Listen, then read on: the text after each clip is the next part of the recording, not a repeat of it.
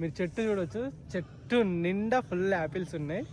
So ఇది వచ్చేసి స్విట్జర్లాండ్లో ఉన్నాం మనం ఇండియా టు ఇంగ్లాండ్ రైల్లో. సో ప్రస్తుతం అయితే ఫ్రాన్స్ తర్వాత స్విట్జర్లాండ్ రీచ్ అయ్యాము. ఇక్కడ చూసుకుంటే ఫుల్ యాపిల్స్ ఉన్నాయి, ఇవన్నీ ఫ్రీయే, మనం తినొచ్చు, మన వాళ్ళు ఇక్కడే ఉంటారు కాబట్టి. ఎంత టేస్టీగా ఉన్నాయంటే జస్ట్ ఇట్లా కొరకంగానే ఫ్రెష్ చెట్టు నుండి ఇట్లా రసం ఏదైతే ఉన్నదో అట్లా బయటకు వచ్చేస్తుంది. కడుపు నిండా యాపిల్స్ తినొచ్చు ఇక్కడికి వస్తే, నిజంగా చెప్తున్నా. అండ్ వీటికి మాత్రం ఎలాంటి కెమికల్ కొట్టింది అయితే కాదు, అందుకే చాలా వాటికి పురుగులు కూడా వచ్చినాయి. ఎప్పుడైతే కెమికల్ కొట్టారో వాటికి పురుగులు చాలా వస్తాయి, కెమికల్ కొడితే ఆ పురుగులు అయితే రావు.